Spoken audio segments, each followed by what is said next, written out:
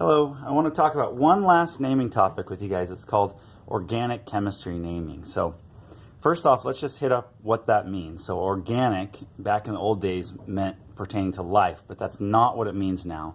Now when we say organic chemistry, all we're talking about is carbon-based. It's based on carbon. Carbon is the main element in these compounds. So since that's the way it is, the base name, or the name of these chemical compounds, is just the number of carbons in a chain.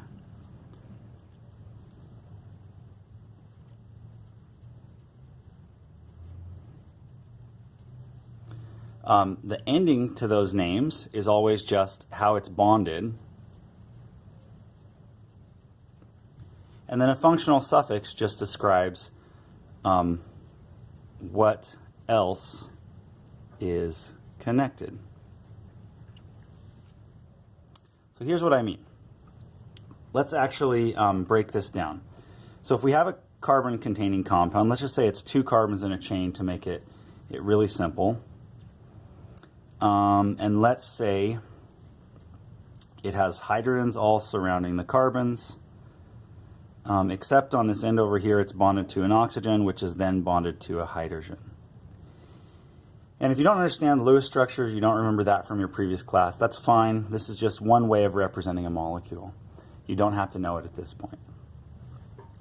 But what we need to do here is we'll construct this name. So the first part of the name talks about how many carbons are there. So the part of the name that means 2 carbons, or the first part of the name, the base name, the first part for 2 carbons is eth.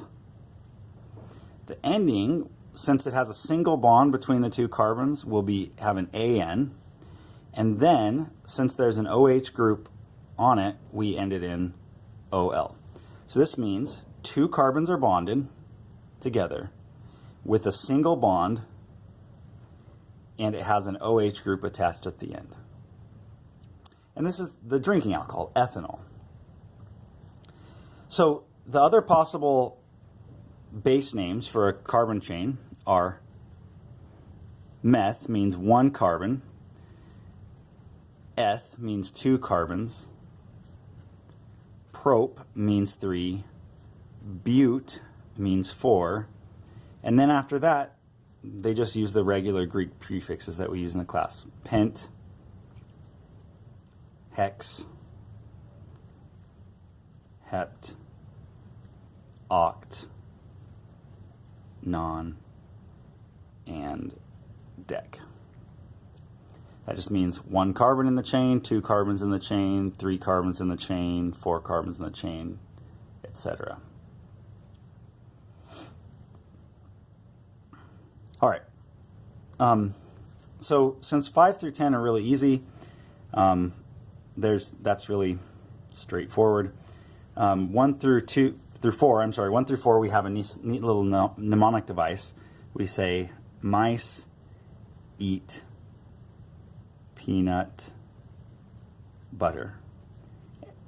And it's silly. You can just remember meth, eth, prop, bute, or you can remember mice eat peanut butter for meth, eth, prop, bute for 1, 2, 3, 4. And you've heard of these things before. Probably propane is something we use in rural communities in big tanks instead of natural gas. Butane is in all of our lighters. Methane is the main component of natural gas, etc. So then the endings are 3 possible endings. There's an ANE ending, and that's for a single bond. There's an ENE ending, and that's for if there's a double bond between carbons. And there's a YNE ending for if there's a triple bond between carbons. So something with 2 carbons and a single bond between them would be ethane. Something with 2 carbons with a double bond would be ethene. Something with 2 carbons with a triple bond would be ethyne. Then the functional suffix is just depending on what's attached. And your textbook author actually has 7 functional suffixes, and I want to limit your list to just 3. It's pretty straightforward. You should be able to build from there when you get to your organic chemistry class. So if there's an OH attached, so an O bonded to an H, the ending that we'll use for that is OL, all. It's an alcohol. or the suffix, I'm sorry.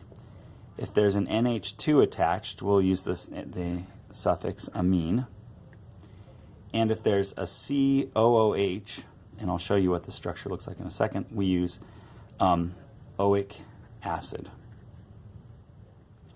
The Lewis structure of this guy looks like this. It's carbon double bonded to an O, single bonded O, bonded to another H, like that. But we usually write it in the formula as COOH for whatever reason. Excuse me. Okay, so we could construct different molecules according to this. If we wanted to make ethenol, we would just put 2 carbons together with a double bond and put the OH on the ending for the OL. And then each carbon needs to have 4 bonds, so the rest of it would look like this. So this would be eth because it has 2 carbons, ene because it has double bonds, and OL because it has an OH. Let's say if it wasn't an OH, what if it was an NH2 attached there? Then it would be eth for 2 carbons, N for a double bond, amine for the amine, ethanamine. And we'll do one more. I'll sneak over here and use this last area of the page to do an oic acid. So you can pick a number of carbons. Let's change it. Let's make it 3 carbons in the chain. And on the last carbon, that's where we have the double bond to the O and the H. And then we just got hydrogens around after that. So now we would use the prefix prop because there are 3 carbons, so we'll call this prop. And then we'll use the AN ending because there's all single bonds. And then we'll go oic acid because there's that C double bond to O, OH group attached, propanoic acid. So that's it that we're going to learn actually for organic chemistry naming. There's so much more to learn. You can construct bigger molecules, you can make branches off with whole chains of their own and all sorts of stuff like that. But for us, we just need a very basic beginning, and you can learn all of the rest of that stuff in some later class. Thanks for joining me.